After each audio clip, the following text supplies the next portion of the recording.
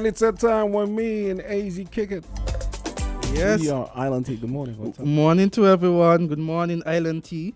I want to start off with a quote. Today is Wednesday, the 24th of May, 2023. And it's, do what you can with what you have where you are. Do what you can with what you have where you are. And that's from Theodore Roosevelt. Do what you can with what you have where you are. And so sometimes we might be in a situation that we might think that we want to do so much, but given where we are and what we have, we can't do perhaps what we envision. But the motivation behind that is do what you can with what you have where you are.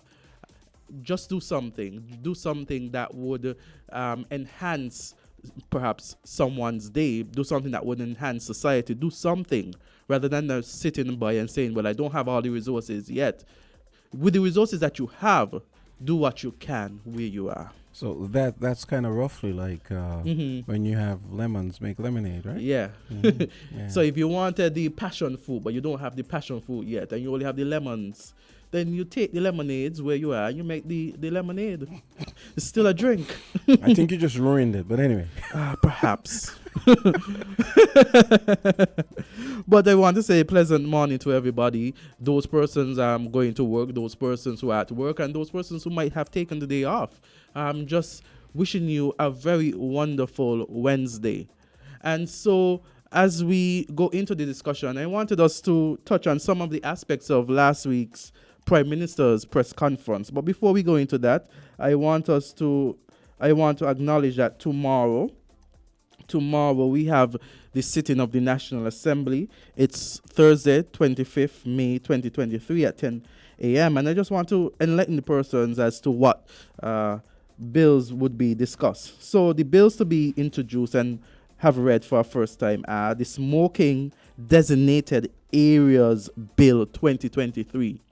That is significant because, you see, it's going to be introduced and read for the first time. We realize with the music festival that there was some sort of contention, and we're going to get into that further along the program. But you see now that the government is putting legislation in place to ensure that that could be done. We look at the Drug Prevention and Abatement of the Misuse and Abuse of Drugs Amendment Bill 2023. We look at the Rastafarian Rights Recognition Bill 2023. I think that's going to be very interesting, the Rastafarian rights.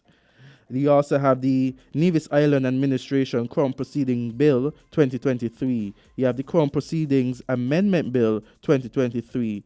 The Whistleblowers Protection Bill 2023. Whistleblower Protection Bill. That should be interesting because oftentimes those persons who speak out against malpractices within government are the ones who are sanctioned the hardest. And so persons are afraid of speaking out. Harder than the actual people who did something wrong. Huh? Exactly. So I'm looking forward to see what would be discussed, what would be presented. Here we have the Unauthorized Disclosure and Official Information Bill 2023 and the Proceeds of Crime Amendment Bill 2023. For the second reading, we have the Nevis Island Administration Civil Proceedings Bill 2023 and the Crown Proceedings Amendment Bill 2023. And this was a notice that was published. I get this source from the St. Kitts Nevis Information Service. So it's a government's website. So looking forward to it because just the other day I was thinking about the situation that oftentimes when you speak about things that are happening, especially in a public office, it is as though everyone is trying for you to be quiet.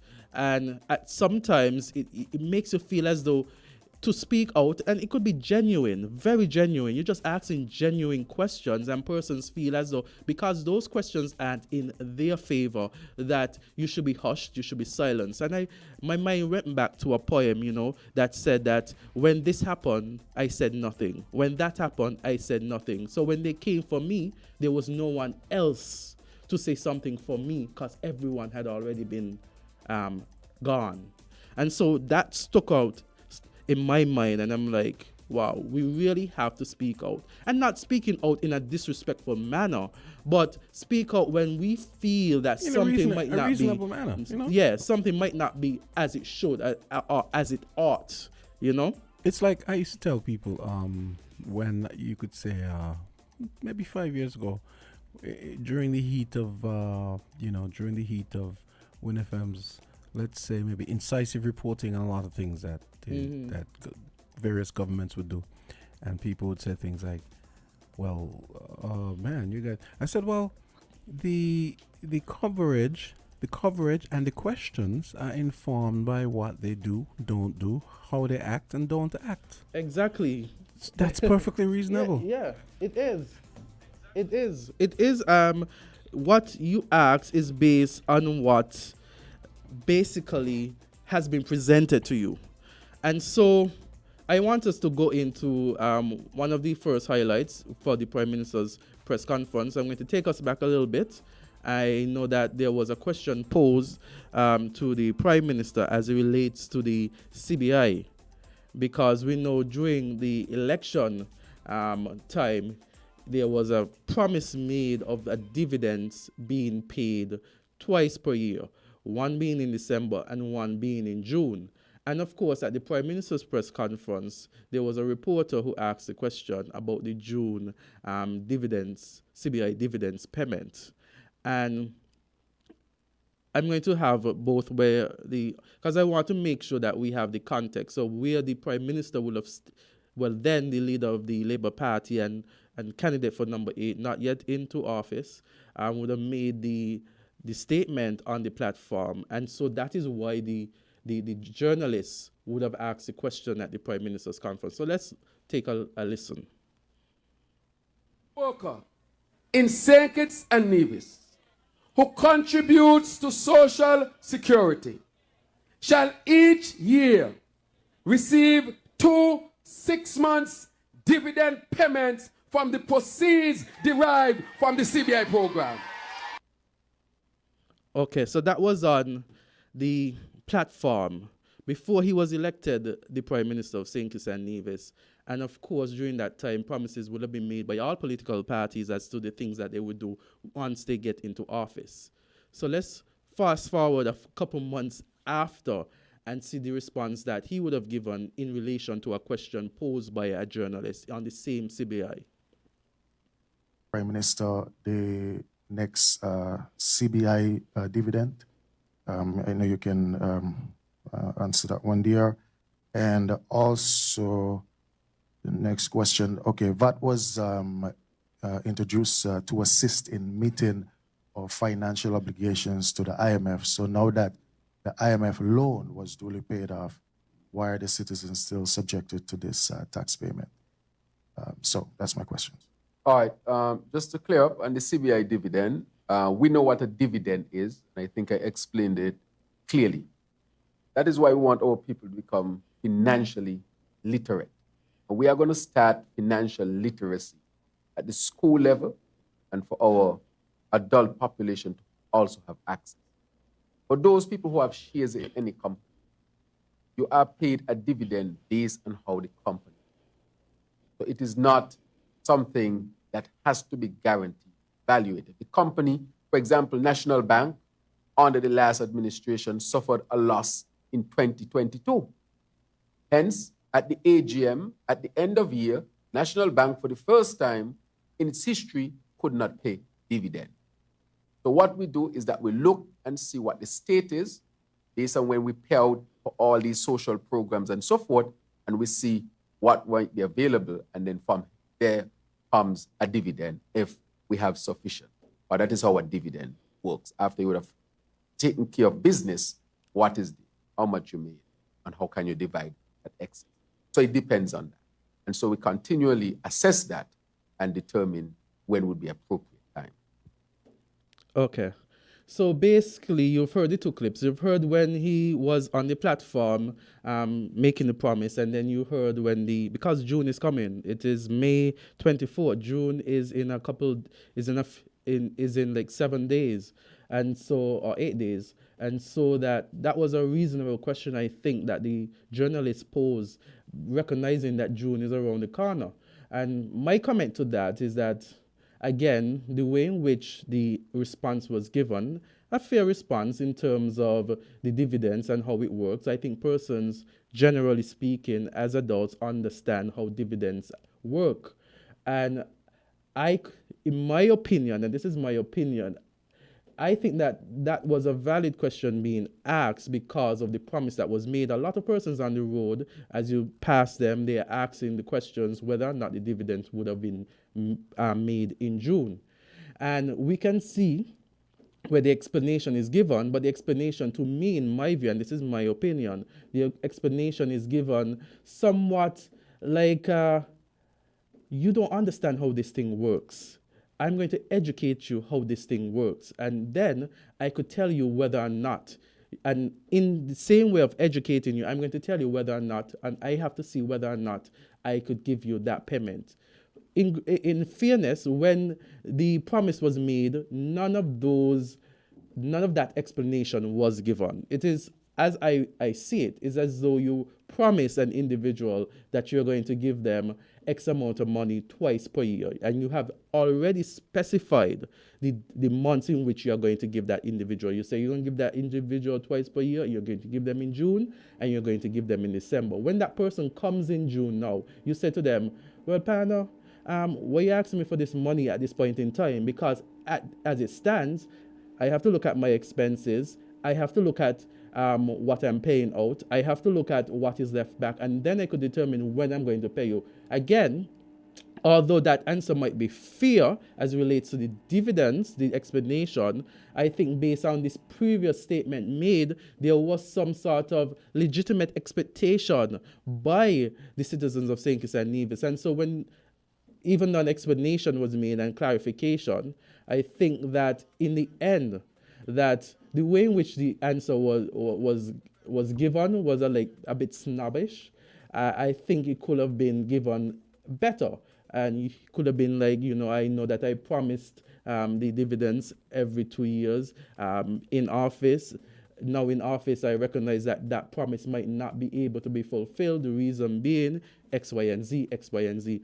But I do acknowledge the fact that I made a promise to you, and it is on that promise that you are now relying, rather than trying to say that we need an educational class on how dividends work. That is just my opinion. I don't know if we have callers in to weigh in on the topic, and this is your chance to weigh in on the discussion if you like, and any discussion that we might have. Okay, so you're not playing the other clip? We could play the other clip right now. Okay, well, we have a call. Let's take the call and see what they have to say. Island T, you're on the air. Yes. Hey. Good morning, Jamsto, and good morning, my good friend here, Devon. Azard. Azard. Sorry about that. Sorry about that. No problem. Azard, I'm in line with you. With just what you say, your opinion is. Mm-hmm. Now, people must educate people first before they give them exam. Mm-hmm. What doctor just said that you're going to educate people how dividend work. Well, that is what he should have said on the political platform, because he ain't just learned it since he went in to have his press conference. He well know how it works, but his politicians trick to fool people, build up people's hopes, and make people hang their hat high with expectation that what the politicians say on the platform, that is what they're going to do. And that is not what he is doing. And he fully well know that. But you see, he's such a tricky man. Look how many questions been asked of him. How many passports has he signed off in the first 100 days? And he ducking and bobbing, weaving and telling people where to go to get that. All that is not what he been preaching on the platform. He been preaching like as soon as you get in there, all the information that people need to get, they will have it. And up to now, almost 10 months. He can't tell people how many passports he signed off on. He can't fool me. That is politicians' trick. And people, really, voters, we have to listen to them very carefully and assess what they said. And when the final they come, when we go behind here with that black lead in my hand and the paper, what you call review our mind properly before we make the X. Thank you very much for listening. Thank you for your contribution, Culture. Thank you. And so it's just, in my mind, a thought, because at the end of the day, those who aspire to public office and those who are in public office, I think the words that you speak and the promises that you made, when you're making promises, is significant, and that you must understand that the electorate is relying on the promise that you have made. And so when people come to you, based on questions that relate to the promise that you have made, it is for you to acknowledge that, yes, I made a promise to you, and at this point in time I can't fulfill it, not for it to be a response as if you are ignorant to the fact of how things work. No, this is why I find the way politics is conducted, I find it very distasteful 99% of the time. So you could say for practical purposes, all the time. Because my thing is, like, if you're campaigning for, okay, you're in the opposition or whatever, you're campaigning for office, and you make these flippant promises not grounded in reality, and they're all about political theater when you're on the platform, and because you're not encumbered with the responsibilities of the incumbent. So you say, oh, well, look at what they're doing. Well, we're going to do better than that. We're going to, and so I feel like when you that's why I don't believe in opposition for opposition's sake. I believe the oppositional rhetoric should be tempered with realism and real politic and common sense, and don't just spout stuff and be to rile up you. Because at the end of the day, persons are voting, and I keep saying persons are voting on what you have said that you're going to do, and persons are relying on what you have said. And so persons may rely on your promise to their detriment, because if it is that you make a promise and they're relying on that promise and you don't fulfill it, then it could be to their detriment, because they have given you that nod in hope of that promise being made or kept. I think a good example, it's 8:30 people, we're going to take a quick break now, but I remember a good example was, I remember when the former Prime Minister, Denzel Douglas, he was, he heaped ridicule on Lindsey Grant for saying that the writing's on the wall. We're gonna have to close the sugar industry. And at least Lindsey was honest. He was brutally honest, and he was aware of the fact that he would get backlash for saying such a thing. I mean, sugar had been the backbone of our economy for centuries, right? Yes. And to say that we're gonna close that, and then Mr. Douglas heaps ridicule on that, and then turns around and does the exact same thing that he claimed he would never do. And that is I mean, we're going to take the break, but that's the same thing I'm trying to think. If you're going, I think that we need to hold public officials and those aspiring for public office at a high standard. If you're going to make a promise, and they need to understand that if you're going to make a promise, the people are relying on that promise. And when they come to you based on that promise, it's not to say that they are ignorant to the fact of how things go on. And the promises should be grounded in reality. Yeah. Not just all about political theater and for opposition's sake. Yeah. Okay, let's take a quick break. It's 8:31. Let's go to the break and come back with Island Tea. Found the sound 99.9 FM. Be a music festival VIP with Skelly. From May 15th to June 16th, clear your bill or make a payment of $500 or more on your arrears and stand a chance to win a VIP entry to the St. Kitts Music Festival. Skellick is giving away 2 VIP tickets for each night. In addition, one ultimate winner will win transportation to the festival and a Pamper Me package of up to $200, which can include hair, makeup, massage, manicure, or a pedicure. Drawing will be held on June 19th. Customers should not be in arrears for more than 3 months. Terms and conditions apply. Skellick, powering the community.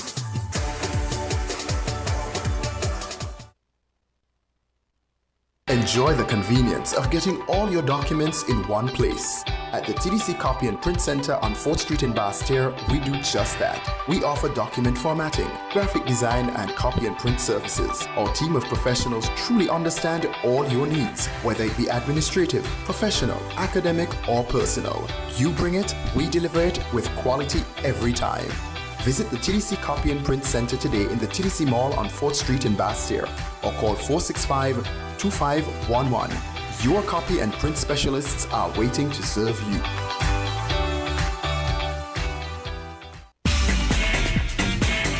Found the sound 98.9. FM.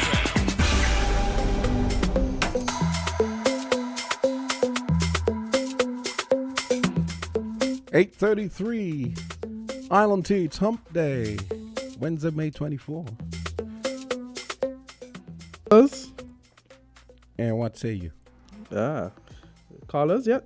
Oh, no callers yet at the moment. Well, I see. You should tell them to call. 'Cause, when I just just as I was speaking, 2 people were calling and then they stopped. I guess maybe they wanted callers. We encourage you to call to weigh in on your view.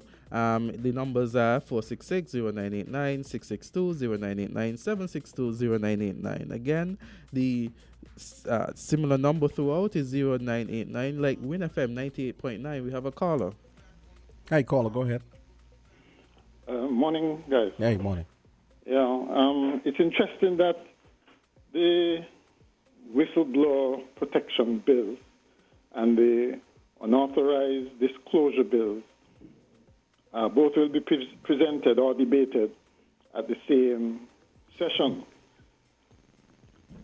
And we can only hope that they won't be working against each other, working at cross purposes. Yes. Right? It's very interesting, as I said, you have gems in here. Yes. Yeah. I suppose you can read what the content would be beforehand. I think they normally put them out there. Yes. Is it on the NIS web page or something? Yeah, it's on the St. Kitts Nevis Information Service. You could see the bills that are being debated. I went through all of them before I started the program. It's going to be tomorrow. We should look at them. They don't make for easy reading on the eyes, really. But, no, they don't. It's probably a good idea to look at them in advance. Yeah, because the print is a bit small. We comment, right? But the fact is, the theme that goes through the administration should be one of transparency, throughout. Because we know that you can put loopholes, whether deliberately or unconsciously, in bills. Yeah. Okay? And you can also delay implementation or operationalization of legislation, right? And what really matters is that you have an underlying concern for transparency and openness in government, right? That has to be seen. Okay? And with regard to the dividend issue, you're right in the sense that the explanation could have been given up front when the campaign was in full throttle. I don't think the policy would have had any less an impact if a proviso had been made saying wherever possible, whenever possible, 2 dividends from the CBI would be paid annually. Okay, I think you've gotten the same result saying that. All right. So it But is the yes, way it in, is. for me, is the way in which the answer was given as if you don't know what you're talking about. Let me tell you how dividends work. And I should educate the people. I'm going to have financial classes for the people, adults and children or school persons in school, so they could understand how dividends work. It was more like a tongue lashing rather than sorry I made the promise, or forgive me Well, because I no, you made. can't expect Yeah. this. Sorry, I made the promise. And the But policy is a good why, one, what, really. no, It's I'm not. good that I'm not hitting the citizens policy. can But get- why can't we say? Why can't an individual just admit that? Okay, then I've made the promise. I understand that you're coming and asking the question on this promise, and so let me just indicate why this cannot be so. Rather than speaking about how, in a Okay. sense, how ignorant. Mac, let's take another call, and then you can call back. Caller, go ahead. Good morning. Good Hi, morning. good morning. I just tuned in and I hear talking about something, right? And to me, it's time for politicians to stop making promises to people where they can't fulfill. Because you could build smart hospital and smart houses. If you ain't give the people them what you promise them, you're gonna lose them. You promise that you're gonna put the PAP to 1,500. Now you want to take it away.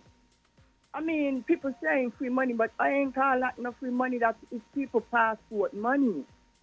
Premier Mantis said the passport nothing change to Nevis and Nevis Ronnie share. He now should have been speaking out for this because he was a part for it.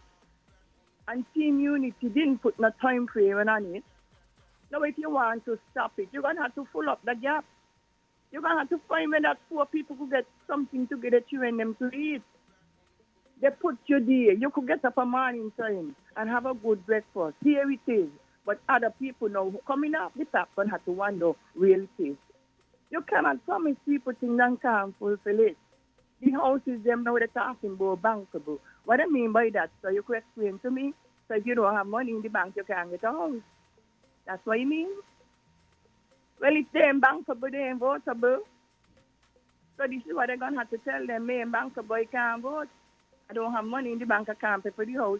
So, I mean, come on. This is passport money you're selling. How could you selling people passport money? Banking it up. Every minute you're going on trip. We have to cut down on the trip, and find ways. You're going to have to either open a soup kitchen where people could go and eat every day who can't afford it, or you're going to have to give them something so they could go pick a food voucher so they could go and pick up food. A poor man life ain't easy. And that is why you see Team Unity bring up this thing to help people because light bill were killing them. Cost of living were killing them. And then bring it up to help poor people. This ain't enough free money. This is people passport money were our ancestors way back help and build this place. So hello? Okay, yeah. I have to go to another caller. Caller, go right ahead. Hello, good morning, good morning. Hey, good morning. Happy Wednesday. Wonderful Wednesday to you, caller. How you all do? Yeah. You could give me a little info here. A reporter in the state of Bezza, I tell Dr. Drew that, be careful. Anything about you, got any hint, any hint what happened in the country going country sell out and all our way, Lawin, going down, Lawin, Jacqueline, good morning. Mr. Cry. What happened, Miss Jacqueline? The government must give us nothing, but they helping, right? Which everybody glad for it. Jacqueline, we still got up the money, the voucher for the food. It's still out there. And the $500 still out there. And I want to know, I'm really calling to know how much my freedom they're going to get the rest of them, because when I go down and they told me, they got to run out of down there, So I hear them say they don't talk all of that, give them the free this and everything. I want to know me supposed to walk in my country in peace. We can't get me breath, can't catch me breath, I catching her, can't breathe properly, can't nothing. I beg them put a cap on this, put a cap on this because down there is not right no more. Okay, The other man used to be. caller. While I agree with you, I hope you have the same reaction when people are smoking tobacco. Oh, tobacco. Oh, me tobacco people are so smoking tobacco in the house.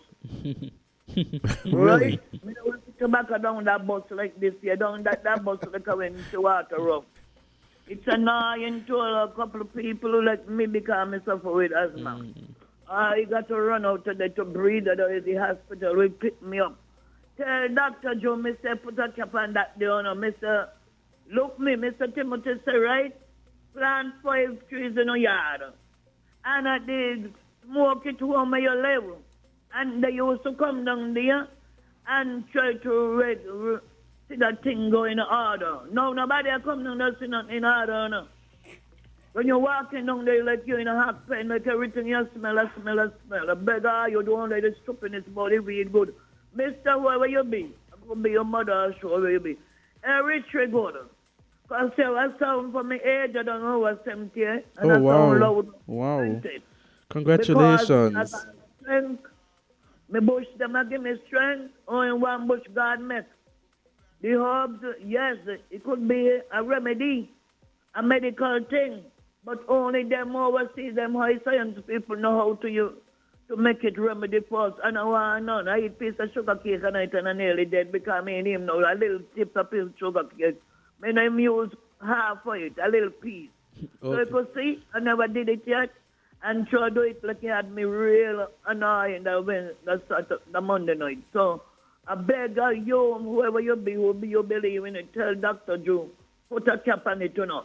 Put a cap on it, and come on every day and talk about it, you know. Okay. People are supposed to relax in the business place in peace so that me run out of down there, me can't stand down there with this load of weed smell. Can you go on viral now, you know? Yeah. Long time it was a little, people are high to do that high. Nobody are high no more, no, they're bright all in your face. I bet you have a good day. Thank you so much. Thank you. Medical more than the bush. You got all that medical bush. You know, I mean, name them out and come back on. Okay then. Thank you for your contribution. Yes. Wow. I think that is a good point to go into the next clips that we have. We have a clip here where the Minister of Tourism spoke about what is going to be done at the music festival. But before that, we had some sort of, there was a historical background with the what the laws are, what can be done, what cannot be done. And you know that here on the radio we would have indicated that certain laws would have to be put in place to accommodate a 420 friendly music festival. We have 2 calls. Let's take them Okay, quickly. let's take the calls quickly. Caller, go right ahead. Island T. Hello. Okay, keep it brief. Morning. That lady is telling lies. She wants from her boot. Hello? She wants from her boot. She what? She wants from the boot. The boot? The brute. What brute? The boot that she have down the bay. Oh, she ran from her boot. She wants from the boot. Okay. She's lying. Okay. Thank you, caller. Okay. Thank you. I don't understand what that person. It sounded like she said brute. Brute. She said she ran from the boot. Her boot. Apparently, she has boots. Boat down there. Did have a boot down there. She ran from it, but. Okay. Yeah. You have the next caller? No. Okay, so let's go into the. Oh, let's take this quick. Okay. Island T, you're on the air. Yeah, Jam, so, Hey. my friend Azard. Yeah. Azard, you supposed to inform in the country more as a lawyer concerning bills. That is where you're supposed to do in that moment. Explain to the common man on the road, the ghettos, about bills. Because these... Good morning, Jacqueline. And you're so right. Don't bother them with a scrap there, man. You got to find a hole. Yes. These guys look like they're checking think it's for a joke. I mean, the lady, Jacqueline is so right. The government put that in place to help we all sugar workers them who get him. I'm sorry, you got people who work in the factory for a lot of years. Elder hitting 70 hard and 80. You know that the pension Some of them pension ain't even $400, you know. This is the problem. By Joe, by Terrence Joe, you gonna be the worst prime minister in the history of this country. Go ahead, play with people like pack up and come.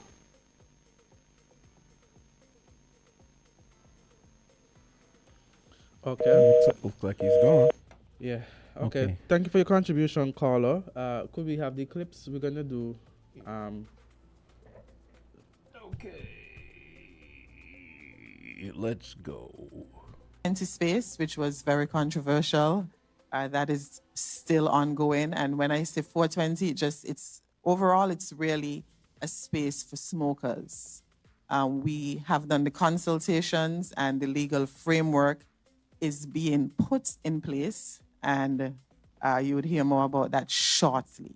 But what it means, smokers, whether it's cigarettes, cannabis, cigars, vape, whatever legal substance you smoke, there would be a prescribed space at the music festival for you, for all those persons. We did the consultations with all the relevant stakeholders, and the legal framework will be in place in time for the music festival. You'd hear more about it when we go to Parliament shortly. And I think that's it. As it relates to tourism, we will have a summer. I know we're on the slow period right now because cruise tourism came to an end. We still have some ships calling, not as many. Okay. So we know that at one point in time, December of last year, we had the Attorney General in Parliament speaking about the smoking of cannabis in public spaces. After that, we had the Minister of Tourism, I think a couple months ago, speaking about 420. Well, it was in April, because 420 is in April. And talking about making the music festival friendly. Of course, we on the show here, we spoke about that, there was no, at the time, change in any legislation or laws that would allow for what the minister is proposing to actually take place. And so now we're hearing from the press conference that they are going to Parliament to make those amends and to, put forward the laws that would be carved to ensure that that could be put in place. So again, it's always good, because again, the questions that were asked previously by myself and others as it relates to the legislative framework, clearly there were pertinent questions to be asked, because now you're seeing the administration, the government going to Parliament to enact laws that would enable the music festival to function as it is being suggested. And again, tomorrow we look forward to hear what is going to be discussed. How about you run through those bills again? Yes, exactly. You read my mind. So I have it right here to go through again. The bills to be introduced and have read a first time. The Smokers Designated Areas Bill 2023. That should be significant, because for here you've seen that they're going to designate certain areas. Which areas? It's left to be seen. How that is going to be done? It's left to be seen. The Drug Prevention and Abatement of the Misuse and Abuse of Drugs Amendment Bill. Again, let's take this call and see. Okay, I think they cascaded to the other line. Hi, caller, go right ahead. Hi, caller, go right ahead. Greetings. Greetings. Hi, what's up? Okay, let me move away from the noise. Okay. Morning Island Tea. Everyone good? Yes. Yeah, man. Okay. Earlier we heard a song, Rastafarian Rights. Did we hear that? Yes. Rastafarian Rights would be the Rastafarian Rights Recognition Bill 2023. That's what it's called. That is what they're going to propose tomorrow, yes. They're going to propose it for the first time. It's going to be introduced to the House and read for the first time tomorrow. Okay. What we like to advise whom it may concern is when dealing with this matter, we do not appreciate that sound, Rastafarian. it should rightly be Rastafari. Sorry, they have Rastafari. They have Rastafari rights recognition. It's my bad. They have Rastafari You rights. said Rastafari. Okay. Yes. Apologies. Okay, give Yes. thanks, and I am humbly asking you to say it like that next time, please. Yes. Deal with him, Elder. Deal with him. I could acknowledge when I just played. I'm just playing, man. I'm just playing. Just a little humor. I say you're Satan, you know. Yeah. No, I'm just playing. Yeah, but again, you see, an error made. You can program X in an Oyster. Yes. So it's Rastafari rights recognition bill. And Rastafarian, I guess, is already ingrained. So when I see that word, it automatics. But thank you for the clarification. And again, what they have here is Rastafari rights. What topic you have on the table? Well, we were discussing remember during the election campaign, Dr. Drew, the Honorable Prime Minister, he wasn't Prime Minister then, but he made the promise that twice per year, we are going to receive, those who pay Social Security are going to receive a CBI dividends payment, that being June and December. In a press conference just held last week, he indicated that to the news reporter that persons need to be educated on how dividends work, that it doesn't work just like that, and that he would first have to look at after paying out certain things, what can be paid and when.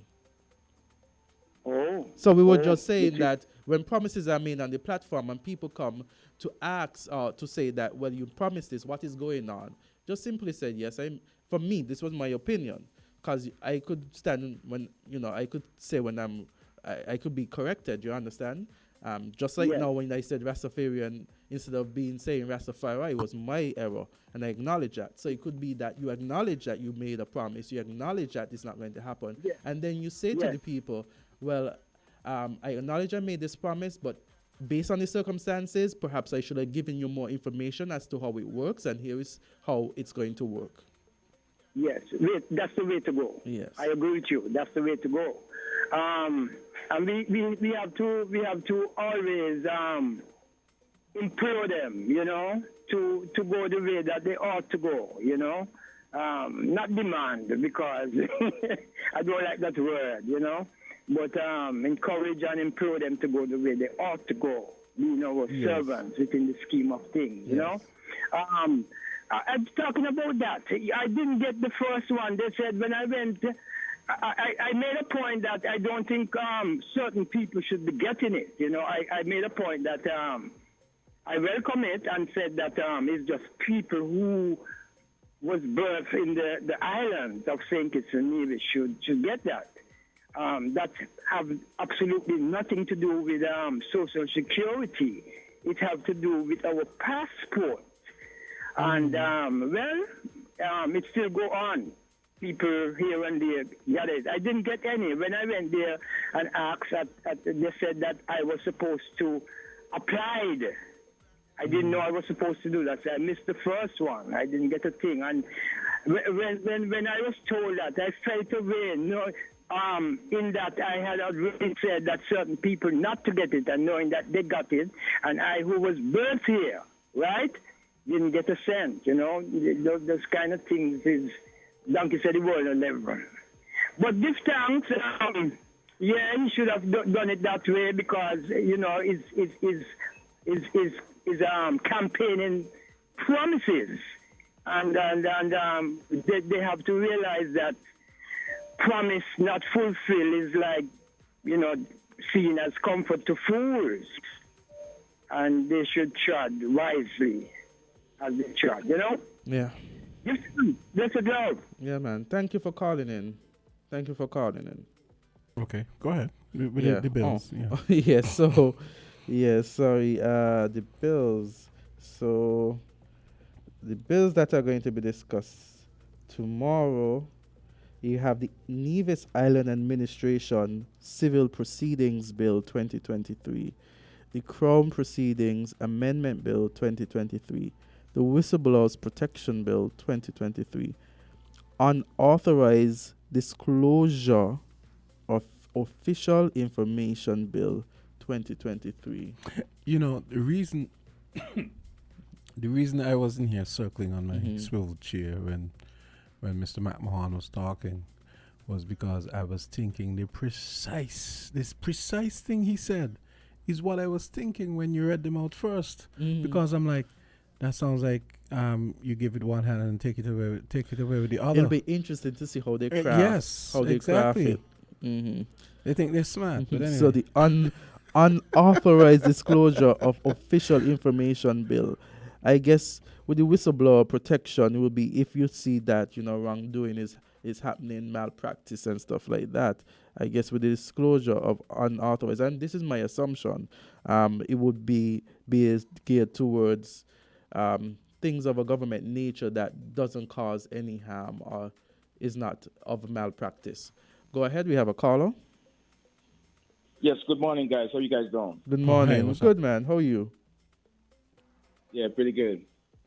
Yeah, I was wondering, right, when these bills are going to be tabled, why can't we it's all good that you're identifying the bills that they're going to be presenting tomorrow, but how come they can't have like a preview?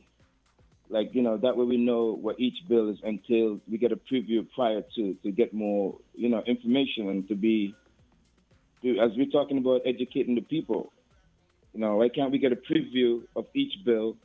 That way we can, be ready for the session tomorrow. And these Rastafari rights bills, I remember one time they was talking about giving the Rastafaris like a place of worship or something like that. Yeah, I remember this. Is that going to be entailed? Is that going to be entailed in any one of those bills? Not sure. We'll have to see. And my other thing is like relationships between Sinkis and Nevis. When are they going to start running some bills in the parliament, to strengthen up that constitution between both islands? And when are they going to table a bill to put that fair share in place? Incidentally. And different than that, the only other thing that I'm keeping abreast with is the housing thing that's going on, that they're promising to, start up. But as far as I could tell, it's very important for these politicians to not promise things that they can't deliver, but they got to stay with the poor people, the grassroots people who has voted for them. They got to stay with the people. And a lot of the people, they're concerned even with this project being a discriminatory project. They're talking about this thing called bankable, and the only people who's bankable, they might be the ones that's going to be qualified for these loans to get these houses. And then where is that going to leave the poor people who's struggling? You know what I'm saying? Okay, caller. We have another caller. Those are my concerns at this time. Okay, Thank you. Thanks a lot, man. Okay, sure. Yes. You can always call back. Caller, go right ahead. It's 9 o'clock. Go ahead, caller. We have to take a break after this. Good morning. Go ahead. This is Mistress Lydia Chapman, Manners Dumpling. I call about calling a lady name, and she must stop it. Bonus. The lady ain't the lady. People that take the lady for me. People that take the lady for a lady in America. When she calling the woman name, she must stop it. I'm calling the woman right name. Let's just stop it. Call the woman and calling she name when she talking on the radio and saying things about people, nobody calling she name. Bonnie, she must stop it. That's the reason why I don't come on the radio, Cause you have that where you want to say things, and when people talk, or you want to calling people name, and it's not the lady, Mr. Gumbs. Mr. Gumbs is not the lady. Okay. You must stop it. This is Mistress Chapman, Bonnie. See you. Thank you. Okay. Thank you for Hey, calling Dumpling. in. Dumpling. Have a nice day. Don't let them stress you out. Yeah, have a good day, Dumpling. 9 o'clock. Let's take our 9 o'clock break. We'll take our break, and then we have the farm report. Yes, and the guys right outside. Yeah, and then after that we have Shawn Richards, the Honorable Shawn Richards, that will be in studio at 9:30. Okay, so maybe you could go get the guy. Yes. His name is Banky. Yes. Okay then.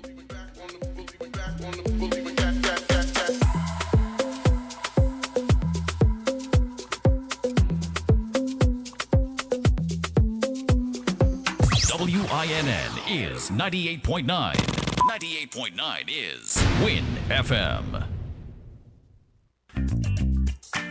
CFBC Jenkins Limited Leadership Program presents Leaders Celebrating Leaders, a 10th anniversary celebration cocktail and award ceremony happening on May 27th at the Government House at 5:30 p.m. Admission is only $175 EC, and it's a black tie affair. You can get your tickets from Jenkins Limited at the corner of Swat and Keon Street, Bastille, 465-2385, or Plush Eatery, Keon Street, 663-3132. CFBC Jenkins Limited Leadership Program presents Leaders Celebrating Leaders, a 10th anniversary celebration cocktail and award ceremony. Proceeds in aid of Icons Park Extension. Switch for a better mortgage with Bond. Come and visit us today and let's discuss your future. The Bank of Nevis Limited is encouraging all customers to come to the bank that cares. Switch for an attractive low interest rate, 100% financing. Yes, you heard correct. Additionally, up to 30 years repayment available. Commitment fee waived. Legal fee waived. And any additional fees can be included within the loan. That's right. We are providing solutions at Bond Strong.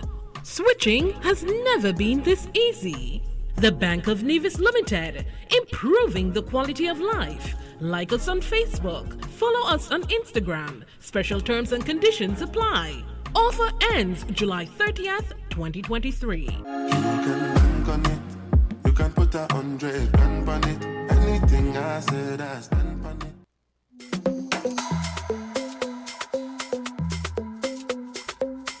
It's 9:04. It's time for Farm Report. And we've got Troy Flanders and his guest, Banks from Nevis. And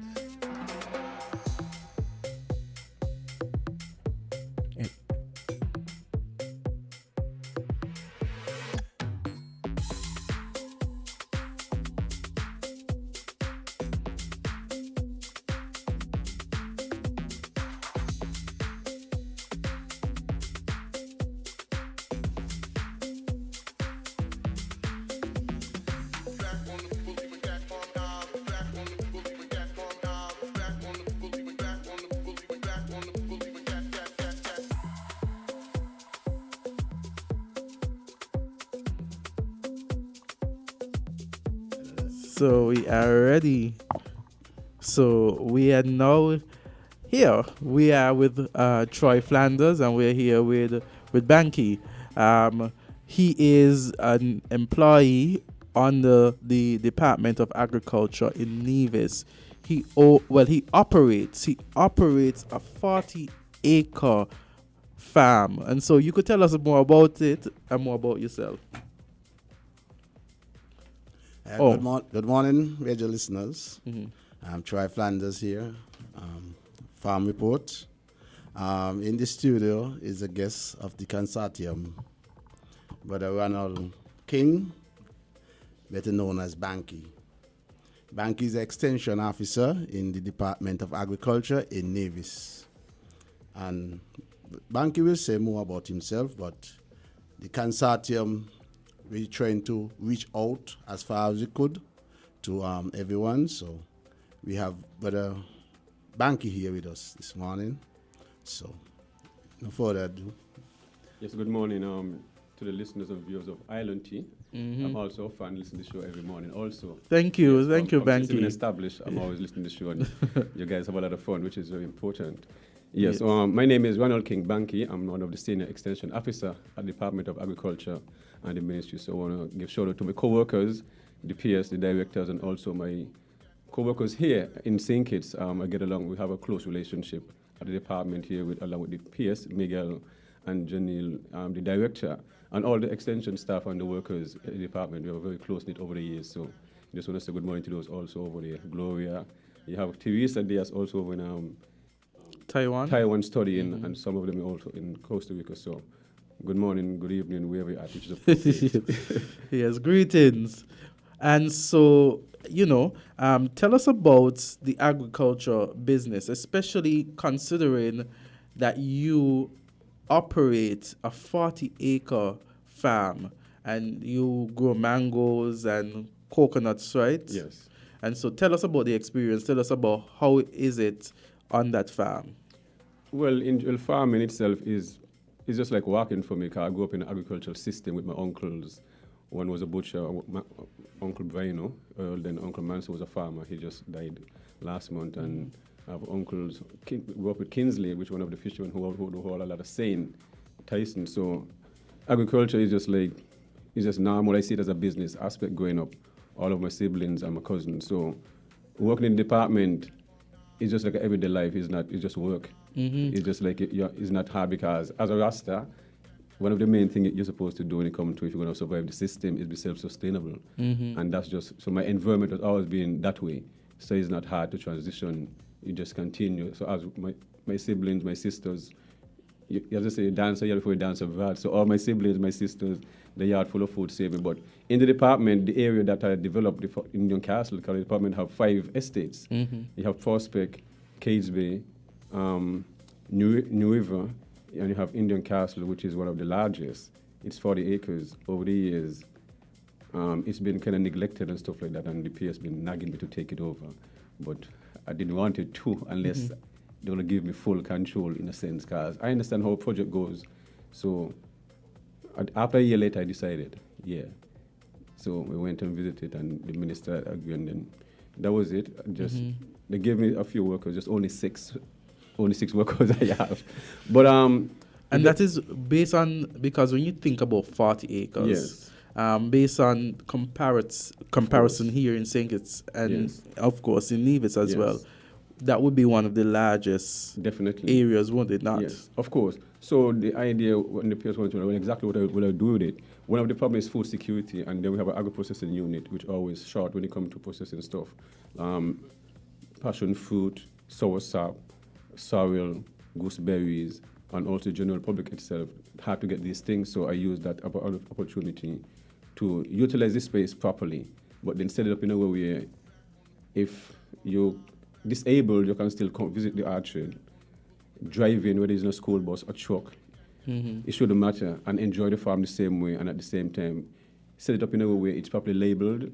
You have the irrigation system and the layout of the farm and the numbers, because it's a big area. So in case you're at plot 23, way to the back, and you're injured, you can relay and say, well, I'm in this area here. I know exactly how to get to that person. And it's all about management and everybody be inclusive. So if I have to make a decision just to paint the color of the building, I don't make that decision. I consult with the staff, and they come up and they choose the color. And it's inclusiveness, and it works fine. And so the farm itself don't have any weak link. We all work together. You can't tell me, you're not going to work with Troy because you don't like Troy. It don't work like that. So people find it hard to understand how you have 6 workers, and not some of the best workers can get the outcast. So they want to know how you get these guys. I treat them with respect, give them the resources to work, and that's all it is. So it's been 2 years, and we have over 4,000 coconut trees, over 500 sugar apple, over 300 the limes, different varieties of citrus, which includes shaddock. We're about to plant out some tangerine. We still have different varieties of guavas, the spice guava that come big like the mangoes. Yes. And then we have at least 600 acres of the regular guavas, because you can't have enough guava to give to the agro-processing unit, because they do jams, they do jelly, they do juice, and still have what they don't want the general public will still have. Plus, when people visit the farm, then they can have the farm experience, and later down they can add a $10 bag or a $5 bag, and stuff like that. We have an observation deck. So the farm it's been going wonderful. A lot of activities have been keeping there since it's been established, but it's one of those areas where people didn't expect it to work, because it's in over the peninsula, where it's windy. So if nothing can go over there, and it's wasteland. But I just wanted to prove that point in order for us to protect our land and put policies in place where, okay, when prove you're wrong, then you can't go avocado there, you can't go golden apple there, you can't go sugar apple there. So all the no's that you can't do have been proven. And then have an entomologist who came by from Florida State University, one of the world's best that the U.S. government sent throughout the world. Yes. When he visited the farm, he was amazed. I did not something like this was a Nevis. And he was very amazed. He said, well, no, my vacation started enjoying it. Because then he said, what people don't realize where you're at, you might have a nice cool breeze, it's not sea blast. All this and the salt help to control your pests and stuff like that. So everything worked out well. So by the people of St. Kitts Nevis and seeing what happened at Indian Castle in that dry area, because Israel is a desert and the Saudi, so it's all about using infrastructure and a collective effort, and everything worked out fine. So. You know, I like what you said about using the resources that you have, because just when I start the program, I said, with the quote by Theodore Roosevelt, he said, do what you can with what you have, with where you are. Of course. And so you using those resources that you have, you said you were given 6 employees. Of course, still have this. Well, it was 5, but then they get extra one makes 6. So you were given 5. Yes. And you were saying that at the time they were seen as the outcasts. Of course. Nobody wanted them. You use what you had where you were on the farm to develop it and to, so, you know, I like that how we could blend into the quote, and so it's relevant. And here we have in studio, I don't know how many persons can see, but we have a mango here from the farm. This is the Nevis Poly Mango. Amri Poly Mango. Or the Amri Poly Mango, yes. The famous mangoes. And so we have some here. I know some persons might be a bit envious because we have some in the studio. And, you know, it's anytime we're talking about the Amri Poly Mango, it's a famous mango here in the Federation. Yes, one of them, we have a lot of, well, the island have over 200 varieties of mangoes. If there's one thing, I mean, I realize in St. Kitts, we eat a lot of mangoes. We eat a lot of fruits and vegetables, unlike a lot of other islands. So it's one thing I can't. Well, we eat the junk food too, but when fruits are in season, we really capitalize on that, and that is a good thing. So we have a plus. We overeat sometimes because of the sugar content. Yeah. You know? Yeah. So I choose not to bring too much because I don't know how your diet look like. So let me bring a little bit. You know, talking about that new fruits, you know, mango contain a high sugar intent. Content. So when you eat it and you digested it, some, you know, for me especially, I could go with like 4, but I have to remember this is sugar. Of course. You understand? Of course. Yes. So some of the products you spoke about, and you talk about giving it to the agri-processing plant or unit. The others are for consumption and sale. Well, like they also have a marketing depot. So like right now, if we have in melon and we have a certain melon, and we have it in sorrel, what agro-processing, we share them between the agro-processing unit and the marketing unit. They will sell to the general public. Okay. Yes, so if you give them the harvest the melon, they will. I'm not responsible for selling, just producing the crops, and then the marketing division. You know, everything just right up, just as professionally, and everything is transferred, then go back to the PS office. So you keep a record of how things is done. Okay. Yes. Two questions. As you speak about the marketing unit, what's the relationship between the marketing units and the hotels in Nevis and the major what's the relationship between the marketing unit in Nevis, of course, and the hotels and the supermarkets? What's the relationship there? Okay. Well, before we go into that, I'm told that Candy is on the air. Candy, are you there?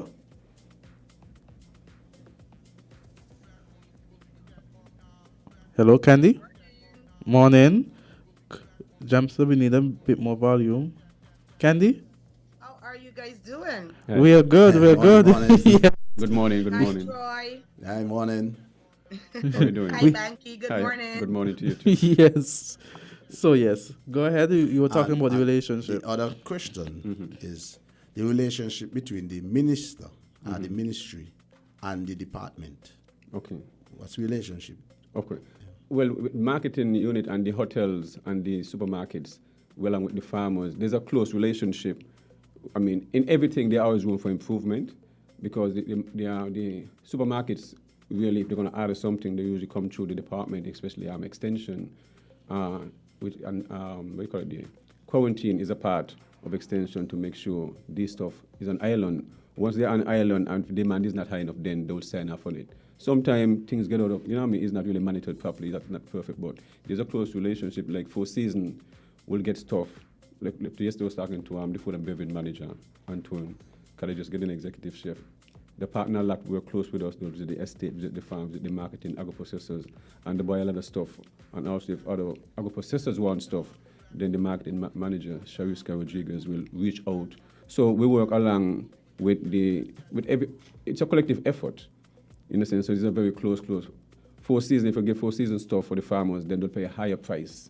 Like for the tomatoes, the watermelon, you might sell the supermarket's melon for maybe $2 or whatever, but 4 season might pay a higher price when it comes for receiving the stuff like that. So it's that relationship. Okay. Yes. Wow. But the minister itself we work very close with the department because that's is the Minister of Agriculture. So the PS is the highest civil servant. Yes. And the director, so they work very closely every Monday and different days. The PS will meet with the minister and then they'll consult and then talk to the director and then the PS. Just like we're here talking, just how we get along in Nevis. I'm not sure how down here function in a sense. You see what I mean? But in Nevis, we function totally different. It's just close like this. I'm listening to you speak and the agriculture ministry, and I'm like, so they're in sync with it, and it seems like a work that is progressive, you know? Very easily. Yeah, and you could see that the way you speak, you speak with admiration towards the structure that has been put in place. And so it shows that, you know, Nevis appears to be doing what it ought to be doing. Of course. It's like, okay, I work with all the, doing extension work. For the last 2 years, I haven't done extension work, but I still do it in a sense. Because people call me every day, every evening. I'm just based at Indian Castle. But doing the extension work over the years, working with all the schools, all the camp training, hydroponic system, greenhouses, so traditional technology. So I work with everybody through the island. So farmers really want to see the extension officers. It's not just you're going there to like gather data, but you're going there to build a relationship, you see what I mean, and stuff like that. And then farmers trust you. And then is one thing, you have to be hands-on too. Yes. So you observe and then you'll tell us, well, why don't you try this? Trying it doesn't mean you want to plant a whole acre, you just want to plant 1 or 2 or a half a bed, where they can make a comparison and they say, well, this will make a difference. And you work along with them, not just them do it and don't be there. You actually help them plant it too. You understand? Help them set up the drip system and guide them through it. And you've been there now, they feel more part of it and they'll say, yes, it works. So most of the times when some of the extension staff can't convince a farmer, they'll send for me. Banky, I want to convince this farmer to plant big. Then I'll show them and then they say, well, the food ain't gonna sell. I say, of course the food gonna sell. Because if you have an acre of melon, because with farming, what you want when you plant any kind of crop, you want maximum production out of each crop. Yes. You see, I come in this morning to tell you all to the soil test. And one word, and what was your word? Earthy. And Jamster, what was your word? Or Jamster can't hear. Troy, what was your word? Good. All right. Yes. The reason why I asked that, there are some soils don't have any smell. I also work on the soil program with the Taiwan and the Moroccan. Yes. And stuff like that. Our soil have a beautiful smell. It's earthy. That is why we have our biodiversity is like this, our flora and fauna, because a teaspoonful of our soil having over 2 billion microbes. We have earthworms moving through our soil, secreting feces, blending up you understand, with organic matter, and at the same time putting holes where the roots can run through. And we have something totally different that other places don't have. Some soil smells stink, some don't have no smell. Yes. So we really got to appreciate, and instead of walking and spitting and don't, we should appreciate what we're walking on and how we see things. Yes. Definitely. Candy, you have any questions? I'm just kind of jealous that I'm not there for the samples. I know, I was thinking we can't even hold these mangoes because by the time you return, they might not be as good. So I'm thinking that we could just devour them. Oh my goodness, I'm going to journey to Nevis myself. There's plenty of mangoes over there. I'm very impressed at his relationship with St. Kitts and Nevis. Like, when he started the interview, I was listening. And just the fact that he, had such a good relationship with both departments was impressive to me. So keep up the good work. Appreciate it. And he has he operates the government farm with 40 acres, and 40 acres is no small farm when you compare it to what we have here in St. Kitts and Nevis. Of course, in larger countries that might be seen as small, but here in St. Kitts and Nevis, that is quite large. Yes. Right. I think someone on the chat even said that he's a legendary Banky, not just Banky. Legendary Banky. Yes. Yes, definitely. So put some respect. Yes. One thing I want to say is that we have a caller. Yeah. We have 2 calls here coming. Okay. Farm report. Go right ahead, caller. Right, good morning. Hi. Good morning. Good morning. Good morning, Banky. Thank you for coming down to St. Kitts to give an input, because yes, appreciate it. Giving some information that we really in need of. Yes. we did have a system here which we had a central marketing corporation, and that we are the model of the Caribbean, but we appear to have lost that, and so the farmers are now struggling with both farming and marketing and selling. So like you were saying that you don't deal with marketing and so on, you deal with strictly farming, you produce. Yes. And it appears as if you have a very good relationship which our farmers need to develop, because farming is not an easy task. Up to this morning, I went for a morning walk, and I was walking between some of the small farms that we have, and it's a struggle. They cannot keep up if they don't have equipment, because our soil, you say, is very fertile, and it grows grass very quickly and strongly. So you need equipment to work in those farms, even if you have human man help. Yes. However, the thing is that what it appears to me like you have is that you have a system that if your production and your prediction is for a crop to be reaped in a week, you could, you marketing people for Four Seasons and say, in a week I will be presenting you with some oranges, so don't import orange for next week. Yes. And so their container that is coming will not be having any orange to fill their shelves. So you will be able to supply that, and you can have a guarantee of that supply. And so those are the things that hotel look forward to. I want to commend you very much, very highly, and I want to say thank you very much for sharing your experience with our farmers, because God knows we need it. Appreciate it. So have a good day. Thank you very much, and continue to keep up the good work, Johnston. Let the people continue to be educated. Don't have a good day, fellas. Thank you. Let me ask a question, Banky. When you came in, it's a two-pronged question and kind of related. Yes. You had me do that thing with the soil. They had all of us. What was that about? And then He explained it. No, but I had to. Yeah, you had to do the technical I had stuff. to come back over. Yeah. So. The reason for that is that our soil, there's a lot of places that the soil don't have any smell, and the soil just is bad. Our soil, one word, beautiful, earthy. Yes, because of the earthy smell. because of the microbes, you understand, and the mycorrhizas that we have in our soil, and it's just like I also have an agricultural show that I host for the last 3 years, and bring every Tuesday night we bring in different people from the agricultural sector, fisher folks, agro-processors, professors from Jamaica. You could tell he really loves what and he stuff does. like that, because it's important, because right now we're still moving towards the 2025 agenda in CARICOM, and the Archer, I use it as an educational tool where I keep workshops, and the whole farm is automated. Yes, I don't waste water. Automated timers come on and rotate. So it's precise. Banky, hold that thought. We have a call. Caller, go right ahead. Farm report. Yes, Banky, this is Jam down here. Yes, good morning, my good friend man, Jam. How are long you? time I want you to come to Win FM, you know, Of to course. show these farmers down here about the good works over Nevis. And you got to invite these brothers over there.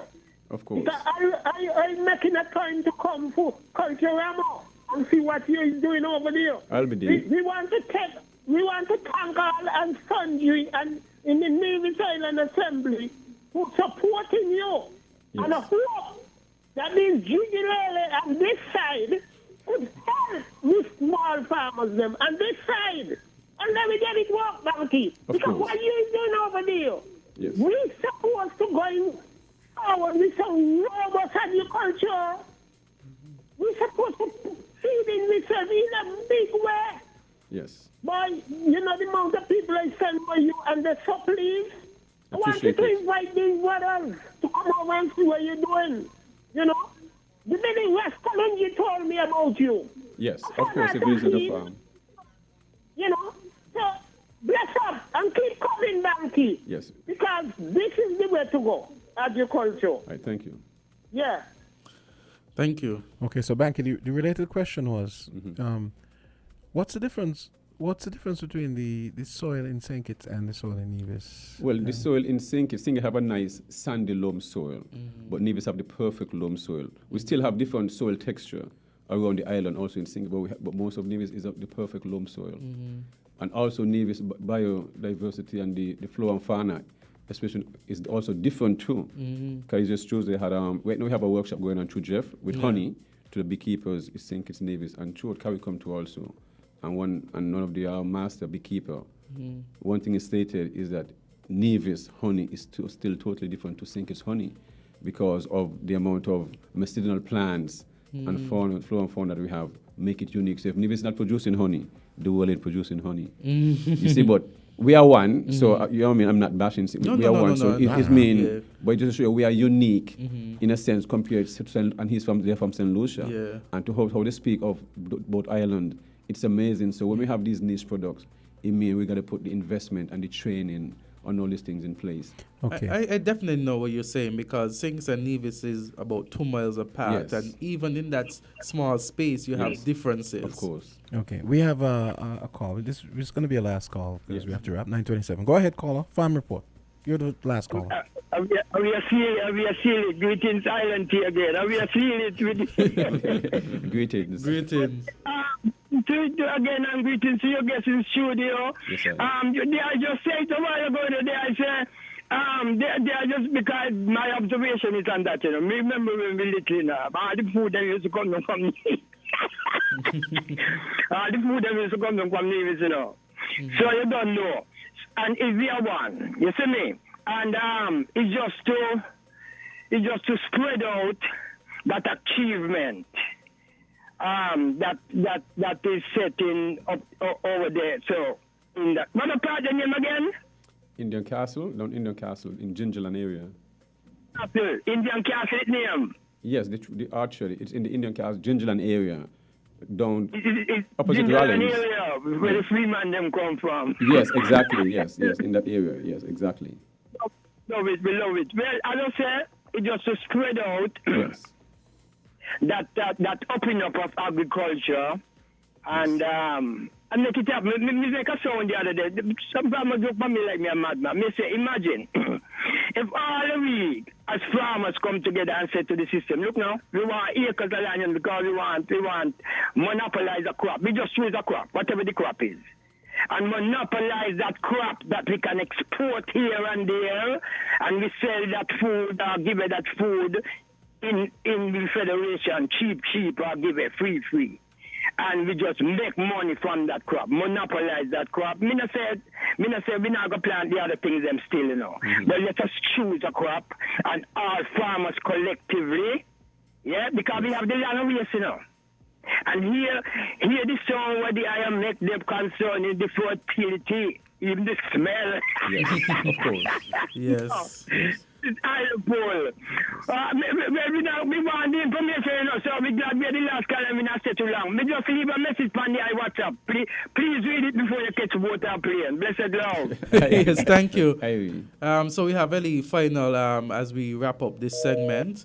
Candy, anything you want to say before we wrap up this segment? I actually am very grateful that Banky has joined us today. I was taking notes, and I think it would be good for us to have another visit from him after implementing maybe some of the things that he would have mentioned in the meeting. So no questions, just all praise. Thank you for joining us today, Banky, and we look forward to seeing you again soon. All right, anytime. Appreciate it. Yes. I just want to say the farm also is organic, I don't use herbicide, I use weed whacker. Okay. To control the weeds and stuff like that. Then we plant and then go back through every week to keep down the weeds. At the same time, you keep building the soil structure. Plus, you close the sea. So if I do have to, so spraying is always the last option. Last option. Because if you plant yourself, if you eat healthy, you won't get any sickness, because your body have enough. It's the same thing with the plants. And plus, I'm close to the sea. And I have to think about the bees, the fish, and all these. So if I do have to use anything, it will be a plant-based product, neem and safe, where if I spray it and dry, I should be able to eat the food. That's how safe it should be. So we got to think about the environment as a whole and farming in a more holistic way. Okay, I want to say thank you for coming out, Troy.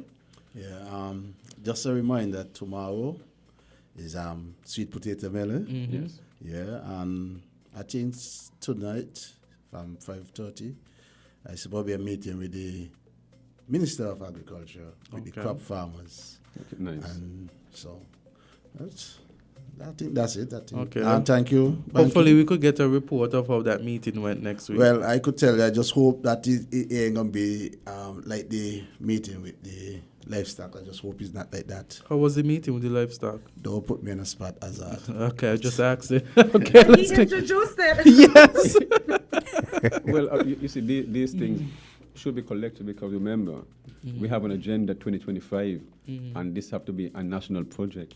So everybody got to have the input. Otherwise, this thing not going to work. Because I'm very frightened about this 2025 agenda. Very. Because most shot having discussion. You see what I mean? Everyone have discussion, but nothing is pushed forward as yet. We have a next couple of months.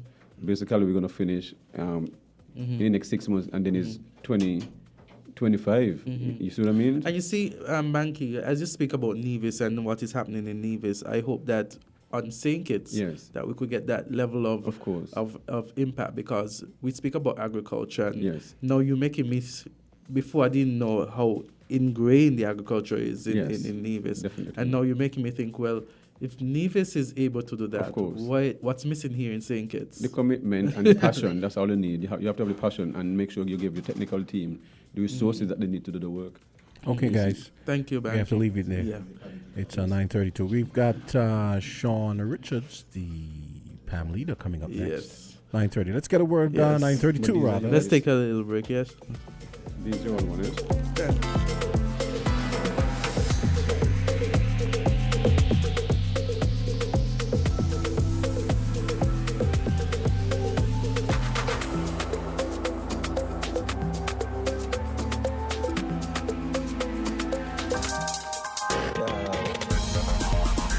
We're different. We're 98.9. 98.9. Win FM. We're different. We're 98.9. 98.9. Win FM. Fruta, taste the real Fruta, enjoy the real Fruta, refreshing juice of every day. Whoa, Fruta, drink the real Fruta, your favorite Fruta, the natural taste is Fruta. Fruta. Your favorite fruit has got a new skin with real juice within. Drink the real Fruta. Enjoy the real joy. Taste the real Fruta, enjoy the real Fruta, refreshing juice of every day is Fruta. Fruta, juiced right. Magnum new labor charge up, and it means that the vibes look just like you. I your name a call up, can't you see that the hot girl just passed through? Selector just all up, can't you see that the new look just make news? I saw step forward, no. What you gonna do? Magnum tonic wine, brand new look. Damn good wine. Must be 18 or older to drink. Drink responsibly. Magnum.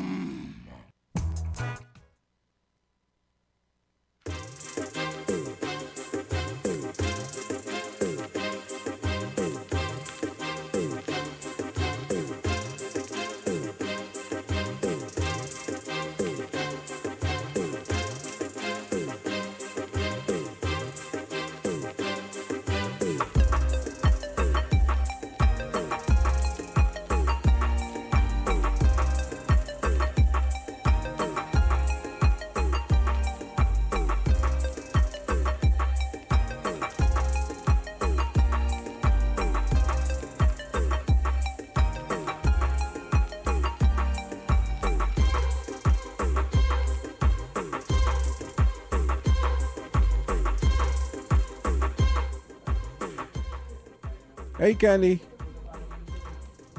Candy, what's up? Hey. Yeah, they're out there taking pictures. So Shawn is going to be joining us.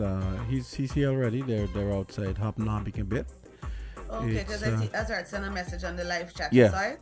Yeah, he did. He just told me. Yeah, he did it. He did it here by me. So you're enjoying your sojourn? No, I think I caught the flu. Oh. Can you see my face on the camera? Yeah, I can. I am muting it every minute I'm blowing my nose. Oh boy. Yeah. So what's the weather like? That's it. I think that's one of the reasons why my body's acting crazy. Because in California, it was the same like St. Kitts, but then New York is nippy, so I had to be swapping between a coat and a light jacket and. Okay. Yeah, I get what you're saying. Yeah. But then I'm also wondering if because I was like in a crowded spot. Yeah. If somebody was sick in it, because my sister's graduation was kept in the basketball center where the Kings play. Yeah. So it was like a shitload of people. Okay. And they're wondering now if I catch the cold or something. But last night I drugged up. but I drugged up early last night so that I could wake up early. So I get up since 6 o'clock to like do my hair and my face to come on. And me see nothing from y'all. I check again at 7, me see nothing, and I fall asleep. Yeah, I know. Yes. Something wake me up, and I say, "Oh shit! Look what time they send the thing." So now I get up. I'm like, "Oh God, I gotta fix my hair. I gotta fix my face because I know I'm gonna be online." Okay. So we have the Honorable Shawn Richards here now. Good morning. Good morning. How are you? I am good. I'm really sad that I'm missing you in person. Thank you for visiting Island Tea. You are most welcome. Hopefully, I'll be back at some point in time when you're here. Definitely, we'll reschedule. Good. Yes, so yesterday the Honorable Shawn Richards, the leader of the People's Action Movement, did a live focusing on the housing situation here in St. Kitts and Nevis. For those of persons who perhaps didn't listen, Honorable Richards, could you give a synopsis of what you discussed in that live yesterday? Certainly. Let me also take the opportunity to thank you and WINNFM for inviting me here to participate on Island Tea this morning. I also say a very good morning to all persons tuned in to WINNFM. For yesterday's live, I concentrated on several different issues surrounding the housing scheme which has been proposed by the government of the Federation of St. Kitts and Nevis, in particular through NHC, the National Housing Corporation. One, it appears to be shrouded in much secrecy. The people of St. Kitts and Nevis only found out about this particular contract and proposed housing scheme when it was revealed by the Trinidad News Express. I think the name of the newspaper is that a contract had been entered into with a company out of Trinidad by the name of East Coast Housing Development to build 2,400 homes over the next 4 years, approximately 600 homes per year. One also questions the quantum of the contract. If I am correct, we are looking at some 750 million EC dollars, supposedly to build 1 bedroom, 2 bedrooms, 3 bedrooms, smart homes. When one considers the price of those homes, again, questions are raised. I understand that the former houses built by NHC are larger than the proposed square footage for these particular homes, but yet they appear as though they're going to cost more than what persons had previously been paying. Questions have been raised, and I have listened to some of the answers to those questions, and I am baffled by some of the answers. For example, I think it was during a conversation you had last week with the Honorable Attorney General. He indicated that 2 model houses will be built. Upon the completion of those 2 model houses, persons will be given an opportunity to critique them, to look at them, and to make suggestions as to changes they may want to see. He, however, said that if the potential homeowners are not satisfied with these 2 models, then the contract comes to an end. It makes me wonder, why is it that you're going to build the 2 models and allow persons to have an input after the fact that a contract would have been signed? For me, it would have made a better sense to build the 2 model homes and then allow persons to look at these homes, and after they would have looked at them, critique them, you get some sort of input. Then you determine how to move forward in terms of a contract and even in terms of the quantum of homes that you are intending to build. So you have that particular concern. I've also heard the excuse being given that in terms of the Freedom of Information Act, that you may have certain trade secrets within the contract, and because of that, it cannot be made available to the public. I have said and I repeat that you can redact the particular section of the contract which speaks to any trade secrets and make the rest of the contract available to the public, is so that a lot of the questions which persons have, those questions can be adequately answered. And it also makes good sense in terms of transparency, in terms of the good governance agenda that this particular government has been touting even before it got into government. You have several different questions. Last night, a farmer raised the question as to where the houses are to be built. Would anyone lose his or her farming land to accommodate these houses? And so it makes you recognize that in terms of the citizen engagement, engaging citizens, which many governments around the world have been doing, that it's an important component, especially when you are looking at a contract of this particular magnitude. You have questions surrounding the supply of cement and the supply of other goods which are supposedly supposed to be part of these smart houses. Is it that a cement plant will be built by the manufacturer in order to accommodate the construction of these homes, or the cement will be supplied by local businesses? Of course, one would want to see local business playing as big as a role as they possibly can play, because it is going to ensure that in terms of economic activity, you have greater economic activity taking place in the Federation of St. Kitts and Nevis. So that indeed is a legitimate concern. The next question is, why couldn't you have gotten a consortium of local businesses and contractors to perhaps design the homes and assist them in terms of getting the financing to be able to undertake the construction of these homes? I said during my own life that you have local businesses which have been involved in the construction of homes right here in the Federation. TDC is currently doing a project. It's not the first project that TDC would have undertaken. You have homes which were built in Connery by TDC. And as far as I know, you went to the bank, you qualified for the mortgage, and after you would have qualified, then the houses are built accordingly. Yeah, I remember the interview that I had with the Honorable Attorney General, Garth Wilkin, on Friday when he called in, and I asked him the question about the track record for the East Coast development, and his response was, at the time, local contractors are going to build the homes. Local contractors are going to build the homes. And in my mind, and I don't know if it was in the mind of others, after reflecting on that question and the response, it made me think, therefore, that whether or not East Coast really has a track record when it comes to building homes, because I would assume that if the answer would have been, well, this is a company that has assisted before, rather than just saying local contractors are going to build the homes. Well, a number of things there. I went on Google to see what information I can find out about East Coast housing development. I wasn't able to find anything. Now, you're saying local contractors will build the homes.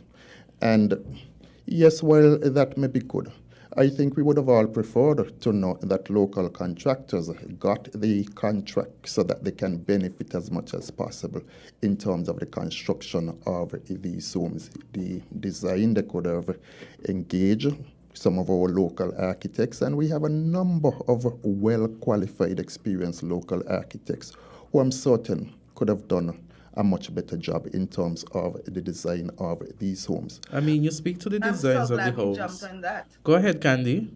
I'm so glad we jumped on that, because I remember in the conversation that we were having with the AG, one of the things I was asking him is, because initially we weren't told that the contract would come to an end if we did not approve of the two model homes. Correct. And then another thing I was trying to get him to cover was if the contractors that were going to be building the homes were going to be signing non-disclosure forms, because if they're trade secrets, then when you're building the two homes, then aren't these trade secrets going to be at risk?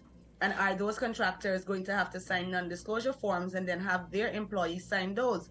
But a bigger concern to me was, if the local contractors are the ones that are building the homes, then why was a trade secret even brought about in the discussion? And why are we going ahead, like you rightly said, Honorable Richards, and building and signing off such a large contract before the two were actually built? So there are a number of questions swirling around in my head now that we've gotten some of the answers that we did request. It brings about even more questions. It's like you've kind of now opened a can of worms. You are very correct and very good observations because I have some of those very same concerns that you have. I would also want to add to the conversation that when the Southeast Peninsula Road was being resurfaced in terms of the tunnel at the Southeast Peninsula, it was a consortium of local contractors who actually came together and provided a bid to Public Works to construct the tunnel at the Southeast Peninsula. I don't think at this particular point in time any of us have any concerns with the construction of that tunnel at the Southeast Peninsula. It's again, you see an example whereby local contractors were able to come together, form a consortium to undertake a project of that magnitude, a project which would have involved millions of dollars. If we have callers, you could call in just in case we have any. The numbers are 466-0989, 662-0989, 762-0989. And you could call in and ask the Honorable Richards questions if you have. Yes, it's 9:48 on Island T. Shawn. Also, the land, okay. the agricultural aspect of it, where's the land being assigned? Because we still don't know that. Mm-hmm. Well, good question. Interestingly, they said, well, at first we heard that the homes were to be, construction is to commence, I think, is during this month. Yes. Nothing has happened. Now we have perhaps heard the month of June.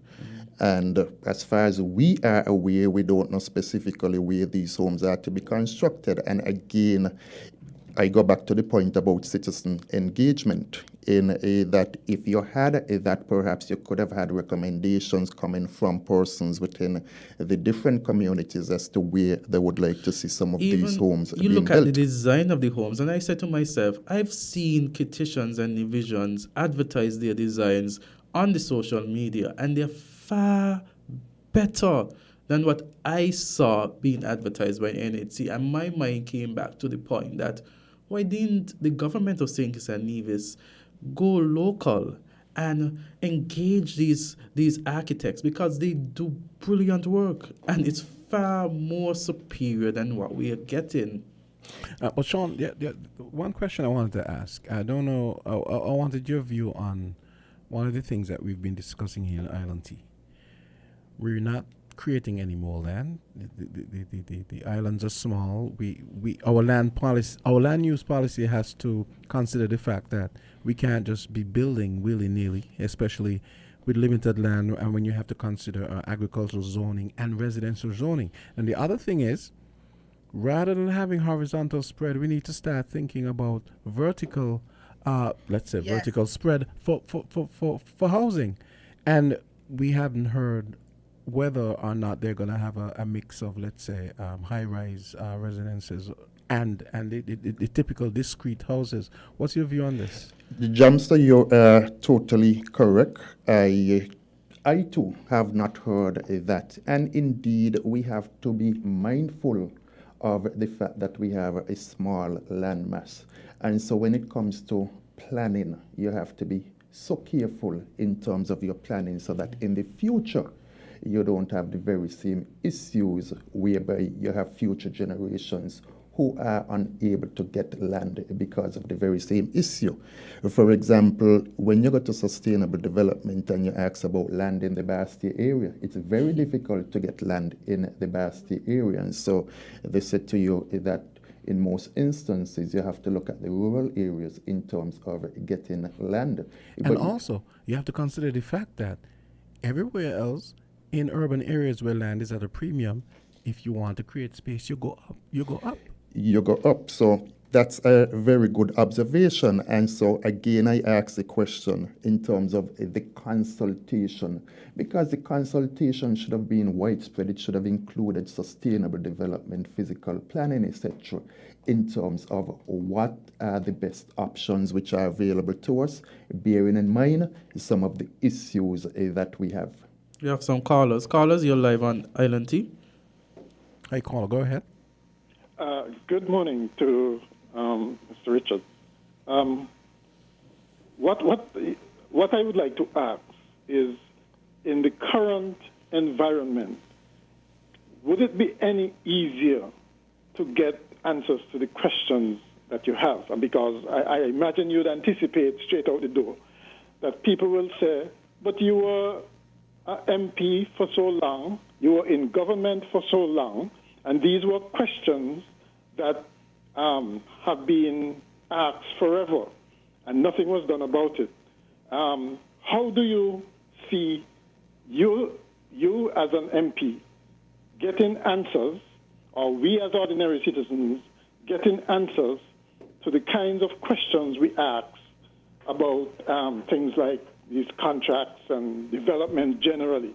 Is it going to be any easier, especially in light of, I'm not even sure about the relationship between you as an MP, as an opposition MP, and let's say the leader of the opposition? I mean, how do you see yourself functioning in that environment? You know, we're going to be having a legislative session again soon. What is going to be your approach to this? That's the question. Thank you for that question, Carla. Before I go into the question, let me also add that we're being told that these will be smart homes.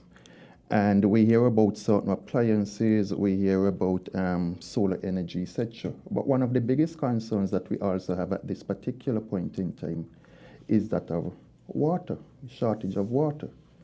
And so if you're going to be building 2,400 new homes, one must ask the question, what considerations have been given in terms of how these will have an impact on the current situation with water?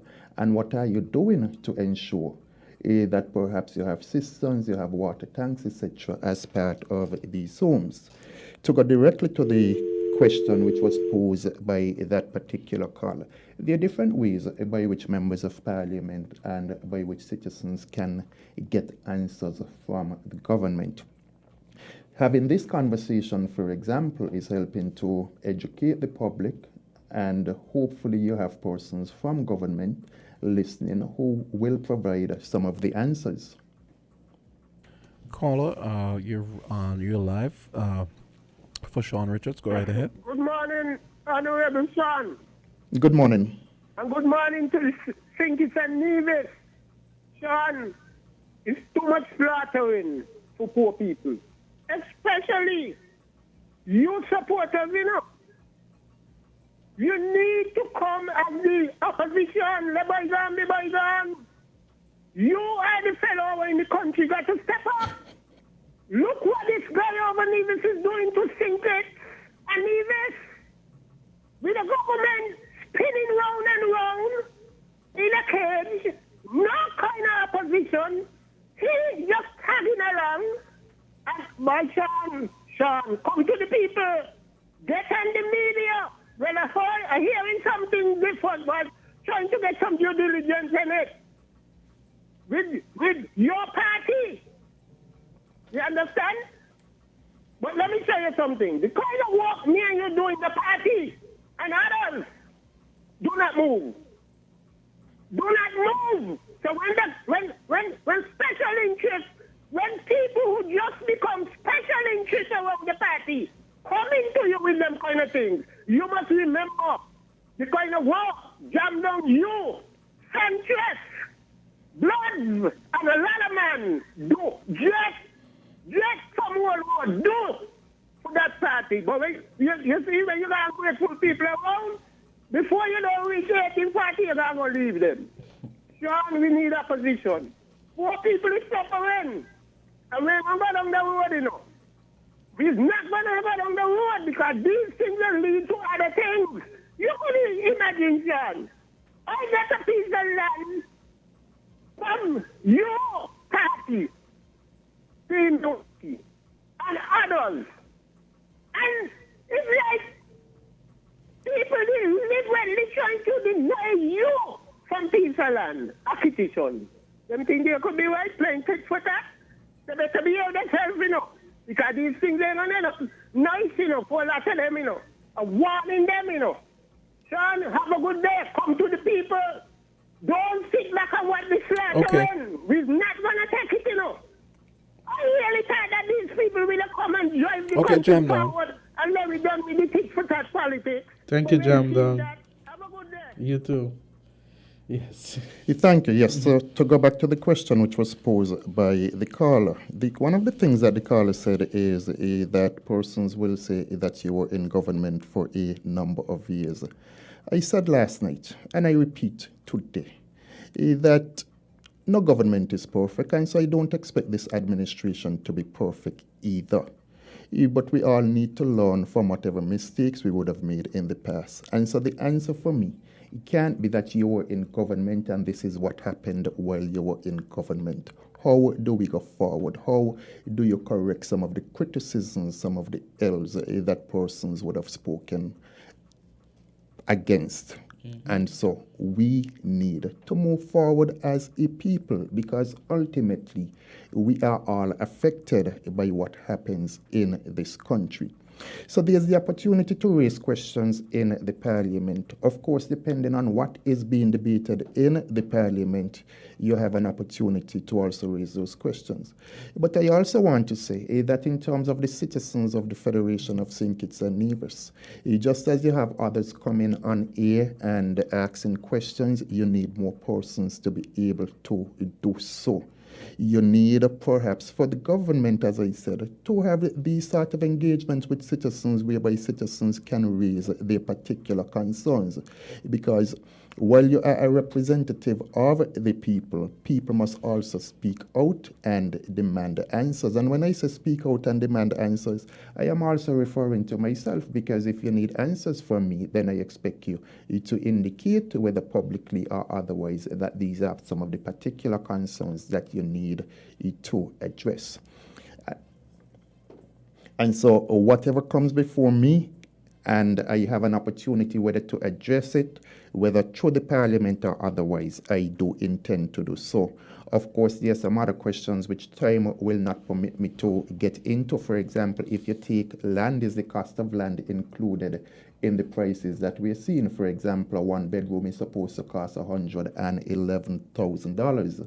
Typically, if you buy, let's say, 5,000 square feet of land from the government, it's going to run you maybe somewhere close to $20,000. And so if you subtract that from $111,000, then the price of the house is what, 80 something, just about $90,000. And so you have to ask the question, is the price of the house this or is the price of the land included? And if the price of the land included, approximately how much or how many square feet of land is included in the price of the houses? And so you have all these questions out there and you can't get answers. Now in terms of the core business of NHC, as far as I know, NHC was established to help those in particular who cannot get mortgages from the bank. And now you're being told that in order to get one of these homes, you would have to qualify for a mortgage, which comes to a next question. Are you saying to me that you are so certain that you can find 600 persons out there per year who will qualify for a mortgage from the bank? And if so, where this information came from? Is it in conversations with the banks, etc.? NHC had a job fair. I understand quite a number of persons went and completed applications, but the question is, if these persons have to get a mortgage to be able to afford these homes, would they be able to qualify? And so, as I said, it's a conversation that we need to continue to have. As questions are asked, we keep getting different answers as if persons are just making up answers on the cuff, and that really isn't acceptable. The government needs to engage the citizens of St. Kitts and Nevis and to disclose the truth and nothing but the truth relative to this housing contract. Well, Mr. Richards, I want to say, Honorable Shawn Richards, I want to say thank you for taking the opportunity to come out on today Island Tea. I see that the People's Action Movement is having its convention under the theme of Reflect, Re-engage, Revitalize, and it's going to be on June 4th. I see in a press release by the People's Action Movement also that Robert Morgan from Jamaica is going to be the featured speaker, and Morgan is a minister responsible for information and serves within the office of the Prime Minister of Jamaica, the Honorable Andrew Holness. So I see also in the press release that the event is going to be held at the People's Action Movement at 2 p.m. on June 4th. So I look out to see, and I'm sure others are looking out to see what the People's Action Movement will have in store for the people of St. Kitts and Nevis and what will be said at the convention. You're very correct, Azard, and so you have given just about all of the pertinent information, and I simply want to say to persons that it's a public invitation, and so you're invited to attend. Okay, thank you so much. You are welcome. Thank you so Thanks much for having joining me. us on Island Tea. Yes. Thank you. And thank you for joining us, Candy. Yes, Candy. Yes, I'll be back soon. Thank you for keeping my seat warm. So okay, we'll continue tomorrow. Okay, so catch you guys tomorrow. Candy, I hope you're gonna listen. Spin Cycle, that's coming up next. Definitely. Yeah, yes, in spite of the fact that you guys stole some of my time. 3 minutes. We gave it 3 minutes so yesterday. Volunteering. Yes. Okay, guys. Everyone have a great day. Candy. No problem. Thank you. You Take too. care. Thank you so much for joining us. Okay.